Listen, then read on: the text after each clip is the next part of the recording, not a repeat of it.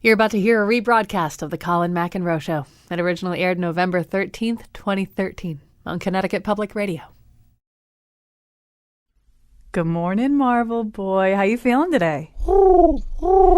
Big race today. It's a 350. Very tough field. So I'm here to help you get ready. All right, open your beak, and I'm just going to squirt a little bit of this juice under your tongue. It's juice. All the top pigeons are using it, so open wide, Marvel Boy. I got to make sure it all gets in there. What's in it? Well, a little Clomid, amphetamine, some anabolic steroid. It ain't Hawaiian Punch, if that's what you're asking. All right, let's see that little pigeon tongue. You gotta take it. You're racing against Belgian pigeons. Belgian pigeons. They're like the mayor of Toronto with wings. They got so much drugs in their system. Now, look, I've put a lot of money into you. You've had the best pigeon food there is. And let's just say that I didn't make you take a vow of celibacy when it comes to the lady pigeons. Now you owe me. Take the juice. Take it. Take it. Take it. You better take it. Damn it. Okay, have it your way. Spend the rest of your life crapping all over park benches and sitting on top of a statue of Alexander Hamilton. And you'll just be nothing. You'll be just another pigeon. And you know what? You could have been somebody. You could have been right up there with the great ones. Toomba, Eurostar, the Duke. Instead, you'll be waddling around Washington Square asking little old ladies to feed you. That's more like it. Now, here's a squirt for you. And one for me. Because Mama need a little helper too, right? Okay, let's try a little practice flight. Okay, I might have the dosage off a little bit. Meanwhile, here's everything we can tell you about pigeons in 1 hour. And now he says they're delicious with just a little bit of truffle oil.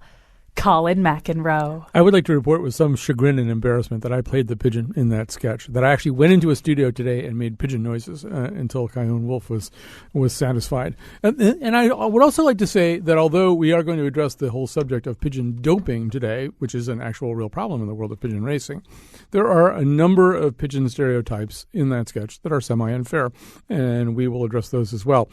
Joining us right now, well, I'll tell you who's to come, first of all. A little bit later, we'll be talking to Yoni Applebaum, a social and cultural historian and a doctoral candidate at Brandeis University, specializing in the military uses of pigeons, especially an odd sort of triadic configuration during World War I of pigeons, the U.S. military, and the Boston Red Sox. But as either Andrew or I could tell you, I mean, the pigeons have had many military uses over the years and well past World War I into World War II.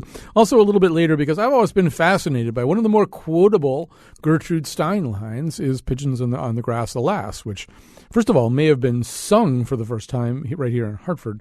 So Wanda Korn, a Robert and Ruth Halpern Professor Emerita at the Department of Art and Art History at Stanford University, is going to explain to us, as best she can, as best anybody can explain Gertrude Stein to anybody, why Pigeons on the Grass would inspire alas. But we're going to begin with Andrew Bleckman. He's the managing editor of Orion Magazine, but more importantly for our purposes, he's an award-winning journalist and the author of Pigeons, a 2000 book that I read. Pigeons, the fascinating saga of the world's most revered and reviled bird. So when we decided we were going to do a show about pigeons, Andrew was our go-to guy.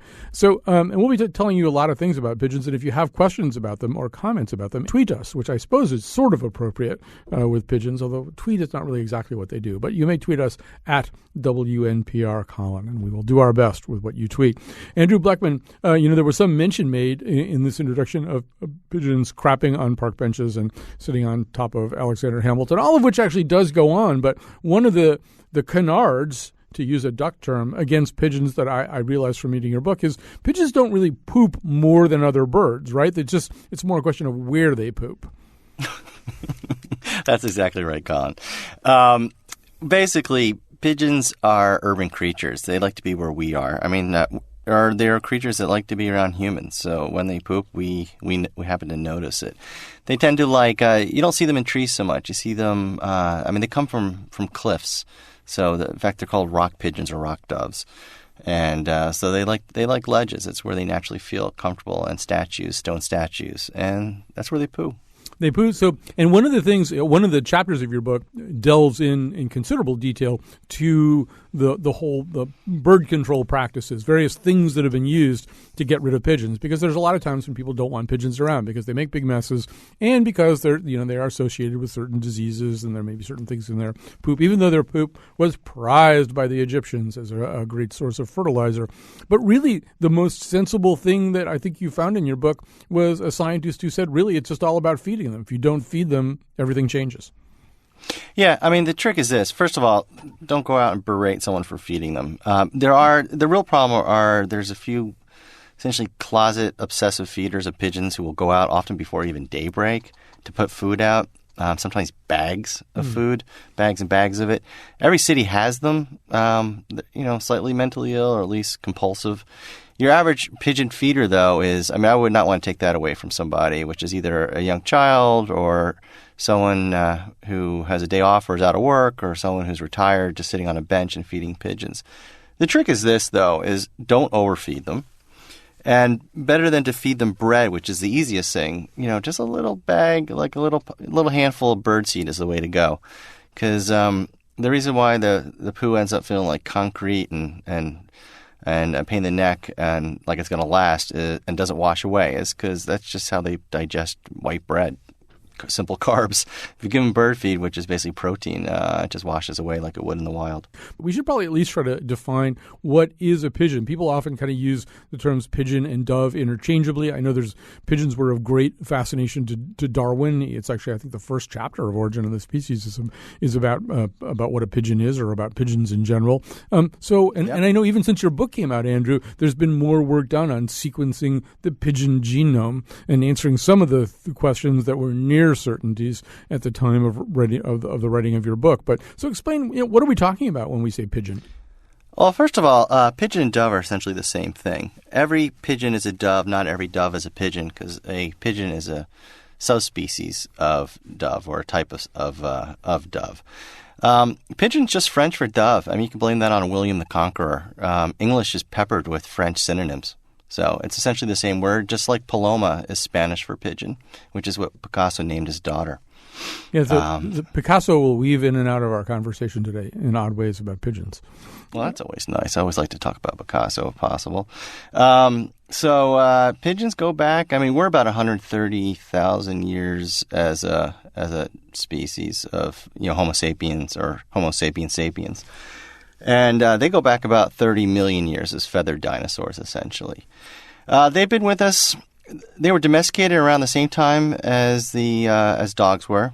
One of the oldest human friends. They, like I said, they prefer rocky ledges, and they probably hung out in the openings of our caves and maybe our early farm steads in Mesopotamia with the mud walls. Maybe they would perch in there somewhere. And wherever there were humans, there was always pigeons. As we domesticated cereals and grains, they hung out more. Essentially, wherever you find a human, you'll find a pigeon loafing nearby, looking for handouts, but not that different than my dog Ginger. She likes handouts too. Well, your book took you into several different demimondes of pigeon fanciers and people who use pigeons for purposes both sacred and profane. But one of the reasons we're here talking today about pigeons was a recent set of reports about the world of pigeon racing. Now, I had no idea that the world of pigeon racing was so infested with potential criminality, although you do actually point out in your book that certain members of the mafia have been fond of pigeon racing for a long time, and that there's something about pigeon racing that implicitly, I suppose, invites parimutuel wagering. But now comes the report that in Belgium, which for some reason or other, which you will no doubt be able to explain, Belgium, which is just a hotbed of pigeons and pigeon racing, there are now reports of pigeon doping, that the pigeons have been given anti-inflammatory drugs. One pigeon tested positive for cocaine. First of all, I don't think anything about pigeons surprises you anymore, Andrew Blackman, but did this surprise you? No. Not really. Well, cocaine sounds stupid because it's only in your system for about 30 minutes, and those races tend to be for 3 to 6 or 8 hours long. So nothing like getting a quick start and then stalling out. Look, wherever you find money, you're going to find corruption. Right now I'm in NPR's New York City studios. At the southern tip of Manhattan's Wall Street. Wherever you find money, you're going to find corruption. You're going to, just like you did with the World Series that was thrown with the White Sox in the old days. So, doping of birds, sure. They dope horses, and they dope pigeons. There's a lot of money in it. I mean, at this point, pigeon racing typically, there's a lot of good people in pigeon racing, and it really is one of the oldest sports out there. The Queen of England's family is very fond of it. It's one of the great old hobbies because it's an extremely time-consuming sport. You really have to spend time. It's animal domestication. It's in husbandry. You're dealing with training your pigeons, raising them, feeding them, and as one of the characters in my book, Orlando says in it is nothing feels better than walking into your racing club, knowing that your bird won because you fed it right, you raised it right, you trained it right, and you did everything right, and it won. It came back and it was the winner. Unfortunately, it's turned into a sport like a lot of sports where there's now basically pigeon studs. If you want to stud your pigeon with one of these ones in Belgium, usually at these stud farms, you can pay up to $100,000. Yeah. So, and it's a different kind of sport. At this point, they're racing all these birds, usually raised by somebody else. Like in South Africa, they're all raised together. You just send them a squab, a baby, and then they just throw them up in the air at the same time, see which one comes back. I read about a pigeon named Usain Bolt who was sold for what they believe is about $400,000. But how can there be that much money? How does anybody make the money in pigeon racing? Are there gigantic purses in pigeon? How can they be worth a lot of money? Bets. Yeah, it's side bets. Yeah, the purses can be big. Like the and some of these races are now global. There's one in South Africa that it's a huge purse, and people are shipping their baby pigeons before they're imprinted on even where they're from. Sometimes I guess they'll ship eggs. And they're trained by somebody else. It's just a genetics game at that point. And there's a lot of side betting. But, the people who are generally doing this racing at this point, like the real traditional racing, are usually immigrants to the U.S. That's how I got interested in the whole story of pigeons. People are just doing it in the rooftops. If you look up, you'll see people in pigeons. Well, let's actually meet some of those people right now. Our own Patrick Scahill, a while back, did report on pigeon fanciers, on pigeon racers. So let's play a little 3-minute piece we call Patrick's Pigeons. So what do you need to get into pigeon racing? Well, first, you have to have a lot of pigeons. In Bill Dismaris' case, 300 in his backyard. Then you tag the birds, load them onto a truck, and ship them hundreds of miles away, where they get released all at once. The bird that flies home fastest wins. We call it racing, they call it flying home. In a typical race, birds fly anywhere from 200 to 600 miles. Nobody knows how pigeons navigate. Most scientists think the birds pick up on many cues, landmarks, smells, and magnetic sensitivity. Dismaris thinks it's something internal, like the radar in a submarine. Beep, beep. There must be something that tells them, okay, beep, beep, through take her up, beep, they go home. Now, racing pigeons aren't like the pigeons you see in the park. They're stronger, bred for their endurance and brains. See, look at that right there. That's one of my best ones right there, see it? Mm-hmm. See, looking around, very intelligent, seeing what's going on. Strong, big chest, big wings, Yeah. Like thoroughbreds of the sky, like racehorses of the sky, See him crowing and strutting? He's a cock. He's crowing at that hen. He's putting a show on. I'm the boss. I'm the big guy, I'm in charge. These tough birds are also built for speed. With a favorable wind or hawk on their tail, racing pigeons can fly as fast as 90 miles per hour. Today, Bill is waiting for his birds to return home from Verona, New York. The flock is circling a 3-story loft he built behind his house. Come on. Pigeon racers come from all walks of life, lawyers, doctors, and ex-Marines like Bill. But they all have one thing in common. They're all characters.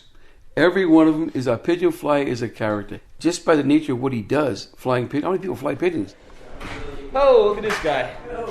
Harold, how about shot and beer? You never drink water, you get sick. Tony Bioderski is one of those characters. He used to play soccer in Poland, but for 33 years, he's raced pigeons in America. I'm with him at a pigeon club in Wallingford. His house is right next door. So did you build the coop yourself? Yep. Yeah. How long did it take to build? The coop was building 2-3 months before the house. What did your wife think of that? Oh, she don't complain because she know I like it. They know the pigeons is my life. Tony sometimes bets on races, but other pigeon flyers like Wayne and Tina Spakowski say the sport is about other things, like caring for your birds. Pigeon racing isn't without risk. Hawks, power lines, and surprise weather can all keep the birds from coming home. So the Spakowskis are careful not to get too attached. Once you name them, it seems something happens to them. Yeah, we had always had one that would always chase my feet. So we called her Feets for the longest time. And of course, one race and she never came home. Oh, Feet! We lost Feets. Today, the Spakowskis' pigeons are getting loaded onto a truck bound for Toledo. Come on, you knuckleheads. Ralph Dupree is their driver. He's driven pigeons for nearly a decade. Dupree will drive all night, releasing dozens of birds the following morning. He says he'll find a nice spot, a place with good visibility and no power lines, and then it's just a matter of getting out of the way. Sometimes you get crapped on. And for the Spakowskis, well, the race results weren't great either. But with competition nearly every weekend, they'll have plenty of opportunities. And when winter comes, they'll begin mating their best birds, continuing on the never-ending quest to breed the perfect super pigeon for next season. All right, that's our own Patrick Scahill. Andrew Bleckman, I think you heard some of the immigrants that you were talking about in that piece, and I'm sure Absolutely. in the sensibilities reflected in that piece, a lot of sensibilities that you recognize from the time that you spent among pigeon racers. Yeah, I mean, they're good folk. I mean, it really is one of the last great hobbies. And it's dying. It's dying with that generation of immigrants, whether they're Polish or Jamaican, Belgian or Dominican or Puerto Rican. Or Peruvian. They're from all over the world, or the Middle East. I mean, pigeons are basically beloved everywhere but the United States, from what I could tell. And it's hours and hours and hours and hours a week. And you have a lot of what I call pigeon racing widows, or racing widows. The poor suffering wives who get half the attention that the staple pigeons gets. And these guys call their birds thoroughbreds, and in a lot of ways they are. These birds will fly from a place they've never been before. I mean, they're trucked out, and so let's say it's 500 miles away, which is pretty typical. They'll fly home at 60 miles an hour, not stopping for food, water, rest, or anything, and they'll home in. On their loft, basically like a laser-guided missile at 60 miles an hour from a place they'd never been before. I mean, compare that to a racehorse, which really just runs, a few furlongs, which is basically a mile and a quarter maybe, just a few, 1.25 times around the track. And so they can't get lost. And even a great racehorse is really only going about 35 miles an hour, and only for about a mile or so. They are gentle folk, these pigeon fanciers. You can sort of tell that. On the other hand, they have come under attack from people for the ethical treatment of animals. The argument being that a lot of the pigeons don't make it back. In fact, maybe even half the pigeons don't make it back for one reason or another. Some of them maybe just don't come back. Some of them get hit by hawks or power lines. I think PETA has also claimed that slow pigeons are just offed by some pigeon breeders. What's your answer? If somebody from PETA were here right now, what would you say to them? I'd say they're partly right. I'd say pigeon racers really enjoy their birds, and they love racing. And the two mix in a certain kind of way. I mean, if you have a slow pigeon or a pigeon that doesn't come back, you really don't want to come back. You don't want the pigeon back. Sometimes you'll see a bird maybe in the city with a little racing band around it. It's like a little thing around its ankle. The trick is really not to try to research it, but just kind of let it loaf in the city. Because a lot of times they really don't want the bird that can't come home on its own, and you're breeding racers. It's like the boxer that can't get up chronically and it gets knocked out in the first round. You really don't want it back. So it's a mix. They love their birds. They love the sport. Could be like a Jonathan Martin type pigeon too. It just decided it didn't like the competition. Maybe there was another pigeon bullying it or something. Decided to drop out of competition. Speaking of the band, one of the more chilling stories that I've read recently is that once again in Belgium they've had a problem with pigeons being stolen. And what the smugglers do is they don't bother to smuggle the pigeons. They tend to be apparently Chinese organized crime groups, and they just cut the leg off that has the band on it. And then they just take the band home and put it on the leg of an inferior superior pigeon and then claim some great pedigree for it, so it's worth a lot more money, which is It's amazing what we humans will do. I know pigeons would never do that to humans, I don't think, anyway, although who knows if they were given a chance. I can guarantee you the greediest you'll get in a pigeon is one that tries to peck one piece of seed too much. Well, speaking of pecking one piece of seed, and this will be the last thing before we go into our next segment, but it sort of can set up kind of some of the military stuff pretty well. One of the many people who's been there are two people that we should talk about. One of them is Mike Tyson. I hope we can get to him. But one of the other people very interested in, and by the way, if we don't get to it, you should read Andrew's book, at least for the chapter where he's running around trying to have an audience with Mike Tyson. Spoiler, he doesn't get to, but what he goes through in the process is very amusing and lots of fun. But B.F. Skinner was kind of, if not obsessed with pigeons, B.F. Skinner, the great psychologist of the 20th century, was somebody who believed that some of the innate capacities of pigeons made them very worthy of study for the kinds of theories that he was interested in, especially operant conditioning. Actually, let's just play a little clip. I don't know if this is B.F. Skinner's voice or not. I couldn't figure that out. But this is an old black and white clip that shows two pigeons batting a ping pong ball back and forth across a flat surface. The two pigeons are at either end of a small ping pong table. One pigeon pecks the ball as it comes toward him and knocks it toward the other pigeon. The other pigeon pecks the ball back across the table. If it goes past one pigeon, the other pigeon can eat, and if it goes the other way, the other pigeon eats. So that there is it's a real game. The pigeon is reinforced for a cross-court shot if that is what gets the ball past his opponent. We'll talk about Project Pigeon in the next segment with Yoni. But Andrew Bleckman, one of the things, you watch some of these things from the Skinner Institute, and one of the things you cannot help but conclude is that pigeons are actually pretty smart. Yeah, pigeons are, they have a lot of innate abilities. They're able to see infrared. They have ultrasonic hearing. They're very good at finding something that doesn't belong as a pattern. Like I remember seeing an old video of pharmaceuticals going down a little ramp on a conveyor belt, and they can pick out the one that has a defect in it, like the one pill or something like that. They're very bright. I guess humans. Their homing instinct's amazing, and we've been doing that since the Egyptians were using them to send them up and down the Nile to send water readings up and down in ancient Egypt. They were used to bring word of the Olympics back home. Yet Julius Reuters started his entire news empire, Reuters news gathering agency. I was amazed by that in your book. That was one of my favorite things in your book, is that the guy who started Reuters, who actually had a different name and changed it to Reuters, started out with pigeons actually traversing a certain area, bringing messages back and forth. One of the many amazing little subplots or little items. It was a little gap in the telegraph system, basically from Berlin to London. There was a little gap around Aachen because there's some very hilly terrain there, and he was able to fill that gap with pigeons delivering news. All right, we're going to take a quick break here. We're going to come back with more about pigeons in the military. So 1 Betsy Kaplan, 2 Betsy Kaplan, 3 Betsy Kaplan.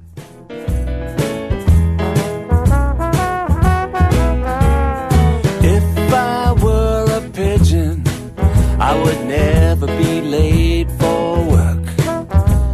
I'd fly over the traffic. It's a pigeon perk. From high over the sidewalk, from a pigeon point of view, I'd watch you dodge the tourists and be so glad I'm not you. You're listening to a rebroadcast of the Colin McEnroe Show. It originally aired November 13th, 2013, here on Connecticut Public Radio. We're back with our show about pigeons. Our anchor guest today is Andrew Bleckman. He's an award-winning journalist, managing editor of Orion Magazine, and author of Pigeons, the fascinating saga of the world's most revered and reviled bird. Now also joining us is Yoni Appelbaum, and he'll join us when I put him up. There we go. Yoni Appelbaum is a social and cultural historian and a doctoral candidate at Brandeis University. He is not getting his doctorate, we want to emphasize, in the history of pigeons or even in historically fascinating details about pigeons. But he has become interested in pigeons, especially around the time of World War I, and as I said before, fascinated especially about a certain triadic configuration between the military, pigeons, and the Boston Red Sox. So he's going to begin by telling us a little bit about that. Andrew and I will be chiming in with even more pigeon military history, a great deal of which there is in his book. But Yoni Applebaum, welcome to our show, and tell us about pigeons in World War I. This was, once again, we were just talking about Reuters, but pigeons were often used to sort of patch up some communication network which needed to go at a faster speed, and that's one of the things that they were used for in World War I. Tell us about it.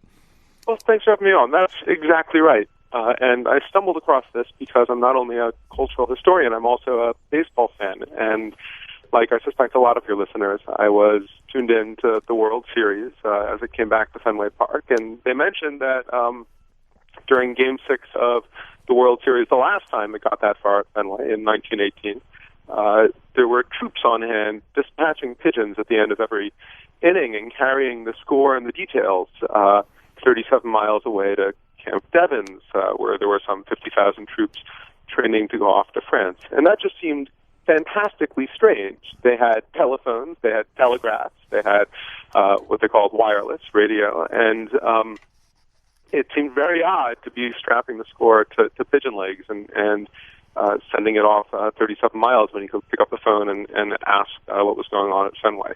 And what cultural historians tend to do is find odd little threads like that and start tugging to see what comes out. And I tugged and found this fascinating story of what the military was actually up to at Fenway in 1918.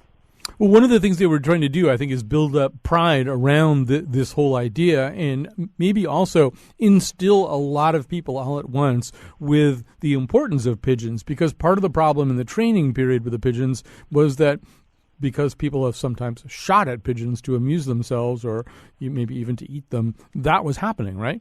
Yeah, that's exactly right. So you've got this very odd juxtaposition. You have a small group of pigeon fanciers within the United States who are actively raising them as a hobby, as Andrew's described.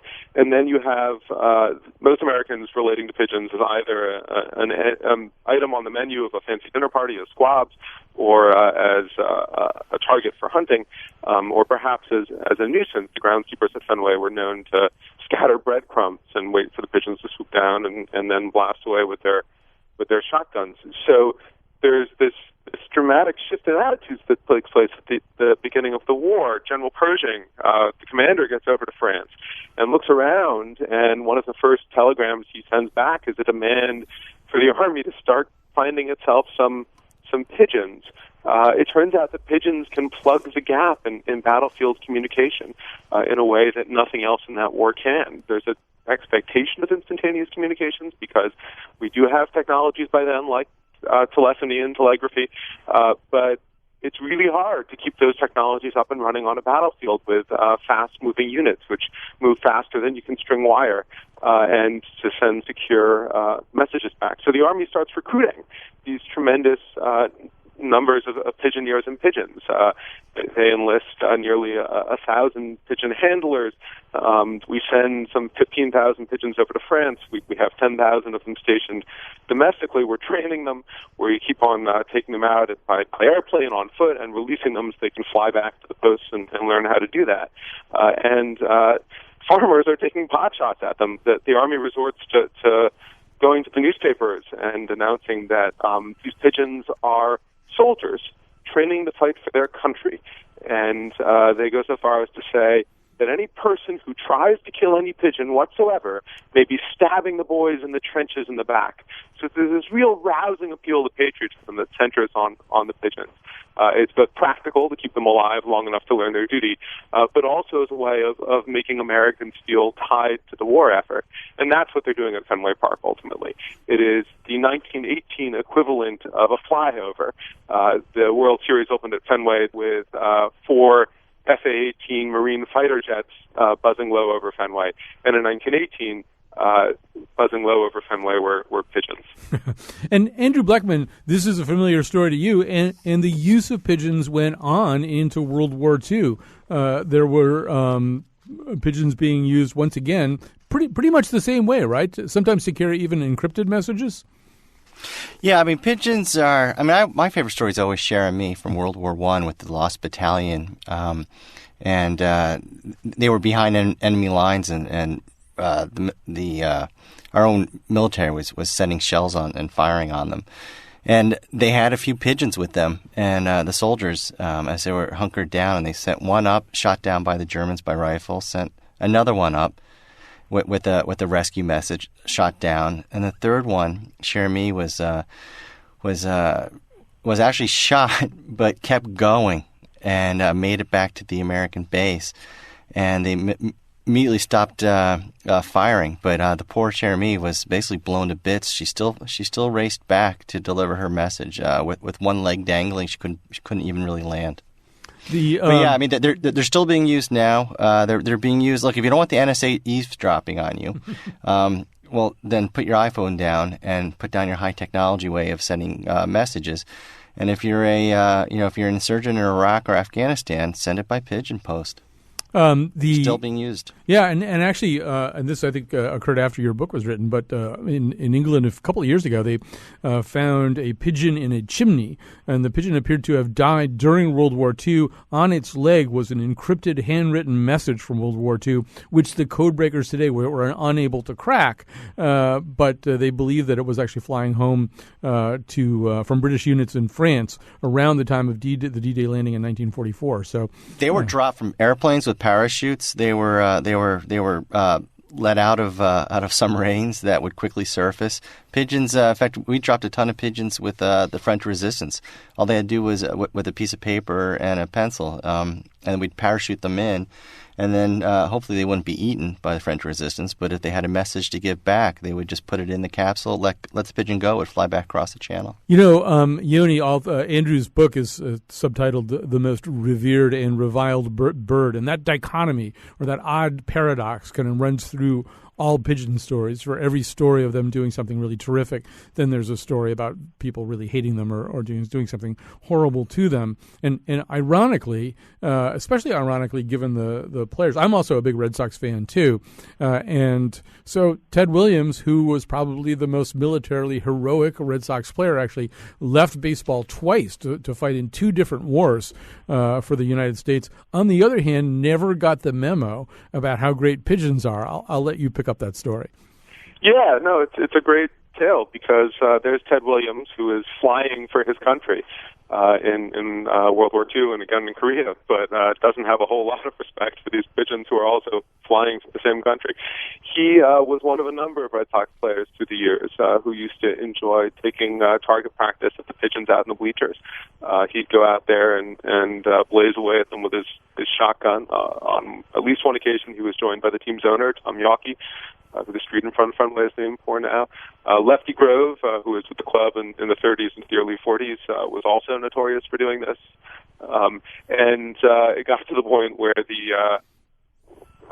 one of the feuding sports writers, and Williams had notoriously bad relationships with the media, dropped a dime on him to the Massachusetts Society for the Prevention of Cruelty for Animals, who went after him for doing this, and he made a public apology, but privately remained unrepentant. So you've got, in 1918, pigeons flying over Fenway Park to rally support for the war, and as soon as that wartime service is over, Jeremy is stuffed and put on display in the Smithsonian as a tribute, alongside the French medal that he won in the war, and Williams goes back to blazing away at the pigeons of Fenway Park as nuisances, pests worthy of extermination. Well, Yoni Applebaum from Brandeis University, great to talk to you about all this. Andrew Bleckman, as we sort of wind up this segment here, since we're talking about that and about Ted Williams, I mean, one of the other things that you did, speaking of demi-mondes into which you descended, you did briefly descend into the world of target shooters who continue to shoot at live pigeons. If you go to a skeet shooting range these days, you wind up shooting at what is sometimes called a clay pigeon. You wind up shooting at sort of an inanimate target flung into the air for you. But there's a small group of skeet shooters who still shoot, or at least at the time of the writing of your book, still shot at thousands of pigeons released over the course of maybe even just a single day of shooting, right? Yeah, actually, I was the first and probably the only journalist ever, infiltrate such a thing. Animal rights groups and other journalists have tried for a long time. And I infiltrated by agreeing to be part of the shoot. And luckily, I'm a horrible shot. I knew it. I'm not about to hit a skeet, live or otherwise. It's a horrible situation. It's slowly dying off, but it still exists. Basically, you have people who poach pigeons from the streets in New York City, usually early in the morning, just as the sun's rising, which is when pigeons wake up. They'll put some feed out, and then they'll just net them, and then they'll throw them in vans. And then they'll race them out to central Pennsylvania or, just rural Pennsylvania. And that's where they're most popular, these shoots. And there's a whole schedule of shoots. And they take the pigeons. They're usually starving and dying of thirst. Very, very disoriented. They're literally thrown into catapults, which then catapult them into the air, just stunned, and then they're used basically for as pure-on target practice with shotguns. And the goal is to shoot the bird and have it land within a certain circle. So the closer to the bullseye, almost as if it were darts, and the birds are just left there to die while the shoots go on, and it's just a bloody situation with dead and dying bloody birds everywhere. Some of them will be able to fly away just a little bit, then you'll see them upside down in the parking lot, and then they pay young boys to go around and collect them, throw them into trash bags. Sometimes twist their neck, sometimes they're just thrown in there, and then just thrown in a trash can. It's a depressing part of the book. Hey, we've got a call from Kate in New Milford. I know this phrase is mentioned in Andrew Blackman's book. I don't know that he necessarily knows the etymological answer to this, but let's give it a shot. Here's Kate in New Milford. Go ahead. I was just curious where the phrase stool pigeon came from. All right. I know that you mentioned the phrase stool pigeon in an early part of your book, Andrew, but I'm not sure that – does anybody know where that comes from? I can't remember. I had a professor who always told me the best kind of professor was the one who said, I don't know, when there was an answer to a question. I just can't quite remember, except for pigeons were thought to be somewhat stupid over time, and stool pigeon is just someone who's not real bright and will squeal. Right, a stool pigeon, yeah, somebody who will squeal. I would be entertaining to make up an explanation, which I'm quite capable of doing on the spot, but maybe we'll hold off on that. I got time later today. All right. Instead, yes, my article in Orion Magazine will go up later today explaining the origins of that phrase. All right, so we're going to take a quick break. It's our all pigeon show. I have written down a notice. Take it to my darling and show it to her, please. Carry a pigeon, a love song is tied to your foot. Carry a pigeon, fly over Connecticut with my love song. This is the start of it, a love song. You're listening to a rebroadcast of the Colin McEnroe Show. It originally aired November 13th, 2013, here on Connecticut Public Radio.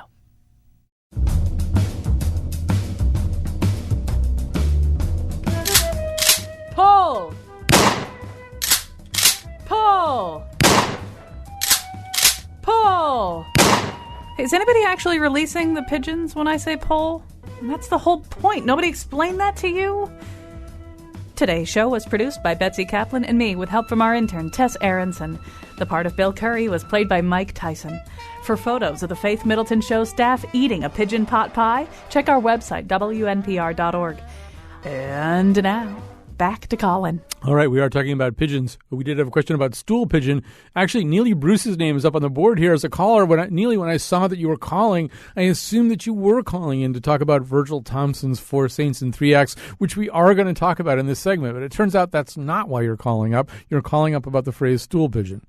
Yes, that's exactly right. Can you hear me? I can hear you just fine. Excellent. I'm pulling over. I'm actually driving, but now I'm legally parked. All right. This is the origin of the term stool pigeon. It has to do with passenger pigeons, which I'm sure you have already discussed or are about to. And passenger pigeons were hunted in enormous numbers. They were hunted to extinction. But one of the standard techniques was to put a decoy. Passenger pigeons liked to go down on the ground where there were other passenger pigeons. So they would put a decoy down, and it was a pigeon on a sort of stool-like thing that had three legs, but could be completely jerked out of the way so it didn't get damaged. And the pigeons would come down in enormous numbers, and they would be shot on the spot and then sent off to restaurants or wherever to be eaten.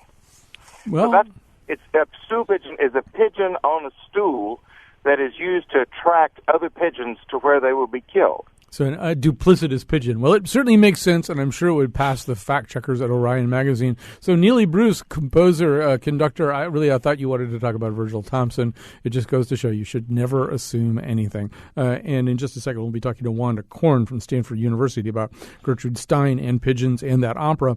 But before we do, Andrew Bleckman, do we know anything more about Picasso and pigeons? I mean, we know that he named his daughter Paloma, which means pigeon. Is there any other thing that we know of, like, why he would have done that? Well, he loved them, is the short answer. He loved them enough to name his daughter after them. And the girl with the dove is one of his most beautiful pictures ever, one of the most beautiful paintings. And it's interesting. It's really only in the United States, from what I can tell, where pigeons are so debated, except for maybe Trafalgar Square in London. Generally, all through human history, they've been worshipped as fertility goddesses. They've been seen as a gentle friend who will visit you every day, at the same time, that's when you feed them. They're seen as, all through the Middle East and Baghdad, pigeon racing and the keeping of pigeons is a big sport. They're beloved. Ancient Rome was filled with pigeons. And so it's just kind of unusual that's not the case here. Well, just as we're heading towards the home stretch here, we are going to talk about pigeons in the arts. And I wanted to set that up by saying in 1995, three researchers, Watanabe, Sakamoto, and Wakita, described an experiment in which they showed pigeons paintings by Picasso and Monet and trained them so that they would obtain food when they pecked at a Picasso or pecked for a Picasso rather than a Monet. And that the pigeons then were able to distinguish between a Picasso and a Monet when it was a painting that they had never seen before, so that they eventually came to understand what Picasso's style was as opposed to Monet's, at least for their purposes. And in a later paper, one of the same researchers showed that if pigeons and human college students undergo the same training, their performance in telling a Van Gogh from a Chagall is pretty much the same. So pigeons and the arts, it's a natural pairing, apparently. But, the place that they really surface the most, at least for me, one of the most memorable Gertrude Stein lines. In fact, if you know almost nothing else about Gertrude Stein except for a rose is a rose is a rose and there is no there, maybe the third thing you know is pigeons on the grass, alas, especially if you know James Thurber's spirited contra Stein response to this. But joining us right now to explain, and part of the exciting thing about pigeons on the grass, alas, is that it's intimately tied into the history of Hartford, Connecticut, where Virgil Thompson and Gertrude Stein's opera, Four Saints in Three Acts, premiered under the directorship of John Hasman. So Wanda Korn, Robert and Ruth Halpern Professor Emerita, Department of Art and Art History at Stanford University, joins us. Maybe just to sort of set things up, Wanda Korn, we'll just play a little bit of the it's a little bit hard to hear, I think, but the musical intonation of Pigeons on the Grass, alas. Pigeons on the grass, alas. Pigeons on the grass, alas. Short, longer grass, short, longer, shorter yellow grass. Pigeons, large pigeons on the shorter, longer yellow grass, alas. Pigeons on the grass. If they were not pigeons, what were they? If they were not pigeons on the grass, alas, what were they? He had heard of a flute, and he asked about it. It was a magpie in the sky. All right, that's from Four Saints in Three Acts. So Wanda Korn, welcome to the show. And to the extent that anybody can ever figure out what's going on with Gertrude Stein, what's going on with Gertrude Stein and pigeons on the grass? Well, it's a great question, and I can't give you a definitive answer because that's always impossible with Stein. Yeah, I would be so disappointed if you could. But what we should say is that this opera that we just heard one little aria from, or piece of an aria, is called Four Saints in Three Acts, and it is about saints in Spain, 16th, 17th century, much older saints. And one of them, Saint Ignatius, who is singing that aria, it's been said by an interpreter, is actually having a vision as he sings about birds And they're, of course, pigeons, which at the time would have been a very kind of ordinary bird for a saint to be thinking of. You'd think a saint would think of a white dove, which in Christianity has had a long history as a bird about purity, about God, about peace. But instead he has his vision through pigeons. And that makes some sense, if that indeed was what was on Stein's mind, because she had a sense of humor. She, I think, always wanted to talk in very natural vernacular language. She always spoke in the first tense, that is when she wrote. And, of course, she liked repetitions. And somehow Pigeons on the Grass has just enough of a little alliteration and harmony to it, Pigeons on the Grass, alas, that I think she came to like that phrase so much. It worked much better than dove, which would just be a dud of a word compared with what she wants to do with it. So it's right in the middle of the opera, and Thompson, Virgil Thompson, who wrote the music for Stein's libretto, made it into a kind of, if you will, a kind of hit tune of this particular opera. Yeah, to the extent that any hits emerge from Four Saints and Three Acts. Yeah. So James Thurber wrote a mock contra Stein essay about this particular line, about this particular aria, in which he objected lengthily to the whole trope. At one point he said you could dress up a pigeon in a tiny suit of evening clothes and put a tiny silk hat on his head and a tiny gold-headed cane under his wing and send him walking into my room at night. It would make no impression on me. I would not shout, "Good God Almighty, the birds are in charge."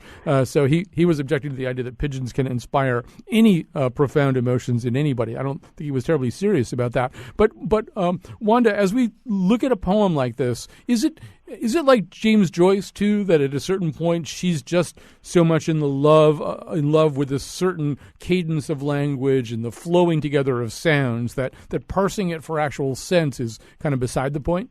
Yes, I think that's very well said. It's the musicality of the language. It is making you hear language because you listen more intensely when it's not making sense to you. And so then you might be able to get into the musicality in which the language is both spoken and in this case, sung. Unlike Joyce, though, who very often had considerable ideas about references that his chosen words would call up. And so you can have a compendium of lines from Joyce that will tell you about the intellectual stimulus behind it or the symbolism behind it or where the phrase might have been used by somebody else and is being here appropriated by Joyce. You don't find that kind of allusions to other bigger intellectual traditions in Stein. So it's the sounds that are thrilling her, plus she really loved ordinary language, and I think Joyce loved extraordinary language, if I can put it that way. The two of them were not much in the way of friends. They both were in Paris, but I think probably for each of them, they did not see an alliance with the other. Mm-hmm. And if anything, they sort of kept themselves apart and had different audiences for their work and different friendship circles. The parts of the aria sound like an undiscovered fourth verse of I Am the Walrus. If a magpie in the sky cannot cry, if the pigeon on the grass, alas, can alas, and to pass the pigeon on the grass, alas, and the magpie and the sky. It goes on and on like this. Thank you so much, Wanda Korn. Thanks to Andrew Bleckman, also author of Pigeons. If your taste was whetted by Pigeons, the fascinating saga of the world's most revered and reviled bird. Also, thanks to Yoni Applebaum. Thanks to Betsy Kaplan, who's been nursing these pigeons along for days and days as its producer. And we'll be back tomorrow.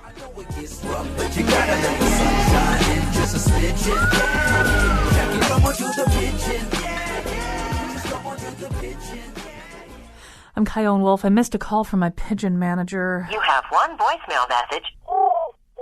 Is he threatening me? Message marked for deletion. Does anybody have Saul Goodman's number?